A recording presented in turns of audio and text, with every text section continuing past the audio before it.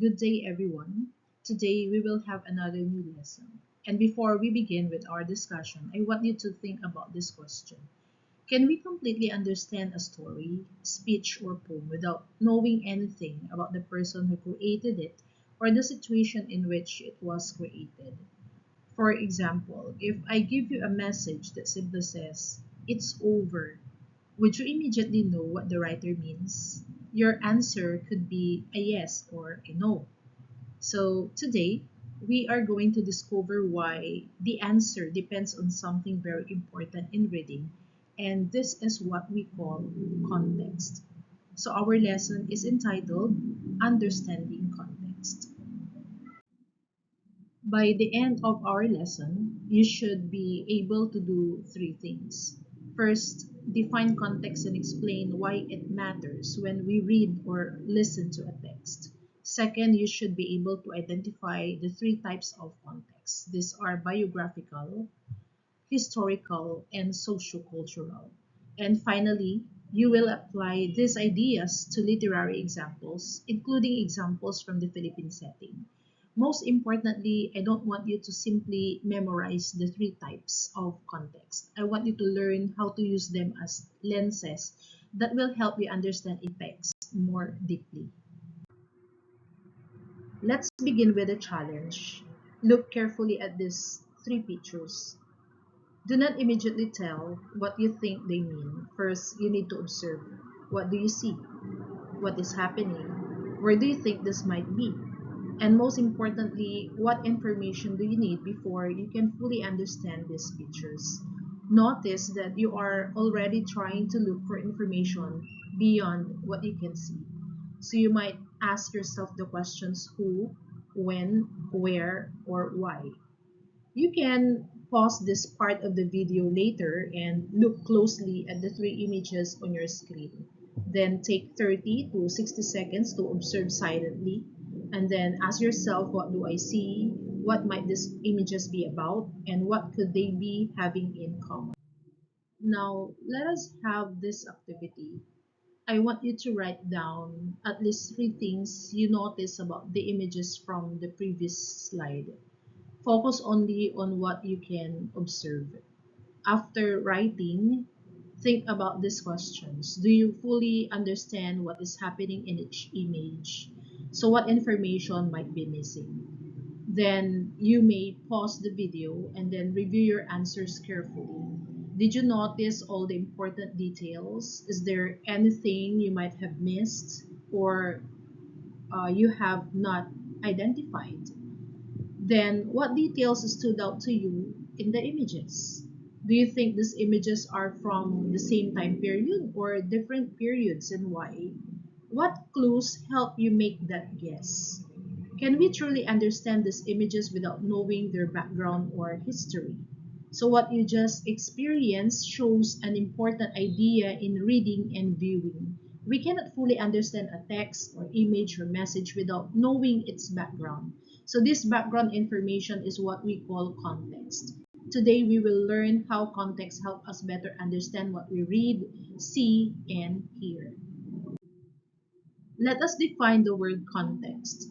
Context is the background, environment, or circumstances surrounding a text. In simple words, context is the information that helps us understand what something really means. For example, the statement "it's over." So imagine that someone sends you a text message saying "it's over." Would you immediately know what that person means? So possible answer could be the game ended, they broke up, or an argument has ended. So if your friend sends it after a basketball game, it might mean the game is finished. If your parent sends it after an argument, it might mean the conflict is finished. If your boyfriend or girlfriend sends it, it could mean the relationship has ended. So same words but different meanings. Why? Because the context is different. This is exactly why context is important in literature. When we study a literary text, we don't look at only the words on the page. We also examine three important layers. The first is about the person. the second is about time, and then the third is about society. Can you guess what these three represent? These are our three types of context. Biographical context is the person, historical context is about time, and sociocultural context is about the society. So remember these three words: person, time, and society. Let us begin with biographical context. The word biographical comes from biography, which means the story of a person's life. So when we study biographical context, we ask, who is the author or speaker? What experiences did they have? What did they believe in? What struggles did they experience? These things can influence what a person writes or says. Let's use Jose Rizal as an example. Rizal studied in different European countries and experienced life outside the Philippines. He also witnessed and became aware of the injustices of Spanish colonial rule. He was later exiled to Dapitan and eventually executed. When we know these details about Rizal's life, do we read Noli Me Tangere and El Filibusterismo in exactly the same way? Of course not. His biography helps us understand that his writing can be viewed not simply as storytelling but also as a response to the conditions he experienced. That is the power of biographical context. Now it's your turn. After viewing this presentation, you will receive a short biography of a Filipino writer or historical figure. Your task is to identify three things. First, what important event happened in this person's life? Second, what belief or value might have developed from that experience? Third, how that belief is reflected in the person's work. So while you are working, guide your thinking with these questions. What happened to this person? How might that experience have changed their beliefs? How could that experience influence their writing or contributions? To help you organize your ideas, complete this sentence, this prompt. Because this person experienced blank, their work reflects blank. So this is how we connect a person's life to their work. Now, let us move to our second type of context, the historical context. If biographical context asks who, historical context asks the question when. More specifically, we consider these questions. What was happening when the text was created? What political events were happening? What conflicts existed? What problems were people experiencing? What major events influenced society? Let us look at the Philippine history. Think about the period of martial law and the EDSA People Power Revolution. In 1972, martial law was declared. In 1983, Senator Benigno Ninoy Aquino Jr. was assassinated. Then, in February 1986, millions gathered along EDSA. These events changed Philippine society.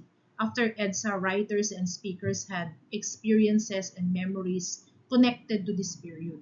So if we read a poem or speech written during or after these events, knowing the history can help us understand its meaning more deeply. Now you are going to become context detectives. You will read two short excerpts. Your mission is to determine whether each excerpt sounds like something written during martial law or after the EDSA revolution. Do not simply guess, but you have to look for clues. For excerpt A, read the phrase that says, "We speak in whispers now, careful of the walls that have ears." So what feeling do you get? You might say there is a feeling of fear, danger, silence, or it could also be a feeling of oppression. Those words in excerpt A suggest an environment where people are afraid to speak freely. Now look at excerpt B. Also focus on the phrase, We walked into the street and the street became ours, a nation breathing again. What feeling do you notice? This could be feelings of hope, freedom, a feeling of relief, a feeling of unity. So, historical context helps us connect the language and emotions in a text with the events of the period. Our third type is socio-cultural context. This one focuses on society and culture. It includes traditions, beliefs, values, social expectations, customs, and ways people interact with one another. Let us consider some Philippine examples. Let's look at values familiar to us as Filipinos. One example is bayanihan. If a story describes neighbors helping a family rebuild their house after a typhoon, we understand that action differently because we recognize the value of helping one another. Another example is paggalang, or respect for elders. A young character may speak softly to an elder or avoid interrupting a teacher. A reader from one or another culture might interpret that behavior differently, but as Filipinos, we may recognize it as a sign of respect. We also have religious and fiesta traditions that frequently appear in Philippine stories. These cultural elements give additional meaning to a text. So before you leave this part of the video, think of one value from your own community that could help a foreign reader understand a story set in your barangay or community. Now, let us compare two settings. Scenario A is a traditional rural Filipino community where bayanihan is strong.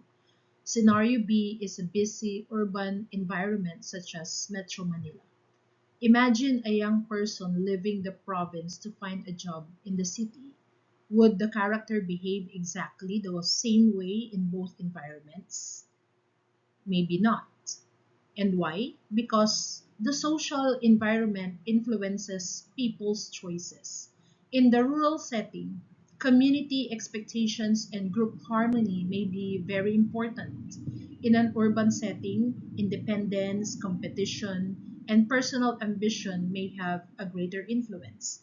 This shows us that sociocultural context can help us understand why characters behave the way they do. Now let us see if you can distinguish the three types of context. For the first clue, the speaker's childhood beliefs and personal struggles influence the message. What type of context is this? It is biographical. So it focuses on the person's life. Now let us have clue number two. A major event or political conflict shapes the meaning of the text. So what type of context? Historical. Why? Because it focuses on the time and events surrounding the text. And now let's have clue number three. Community values, traditions, and expectations influence how characters speak and act. So what type of context does this exemplify? It is socio-cultural. So class, remember our shortcut.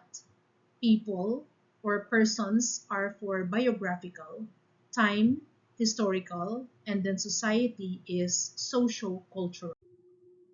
Now we are going to connect everything we have learned to our next literary text. Our next focus will be Martin Luther King Jr.'s I Have a Dream speech. But before we analyze the speech itself, we need to understand the context surrounding it. So we are going to use our three lenses. The first one is biographical. We may ask the questions, what experiences shaped Martin Luther King Jr. and what beliefs influenced his leadership? For the historical context, what was happening during the civil rights movement And why was his message urgent at that particular time? For the social cultural context, what social conditions and racial inequalities shaped his audience's experience? Notice that we are not analyzing the speech yet. We are just preparing ourselves in order for us to understand what the speech is all about. So, before we interpret an important speech, we should first ask, who was the speaker? What shaped his views? What was happening during his time? What shaped the audience listening to him? And finally, which type of context gives us the answer? So these questions will guide us when we study Martin Luther King Jr. in our next lesson. So before we end today's lesson, I want to know if you can explain context in your own words. So I want you to answer these two questions on a one-half sheet of paper crosswise, which will be submitted on our next meeting. Question number one, define context using your own words. So do not simply copy the definition from the slide. Question number two, choose one type of context and explain how it could help you understand a speech by Martin Luther King Jr. So the challenge is that write one question you still have about using context when reading a text. Remember, it's okay if you still have questions. Your questions will actually help us prepare for our next lesson. I also want you to read the speech of Martin Luther King and also watch the video of the speech, and the link will be provided to you. So, with that, thank you and keep safe, everyone.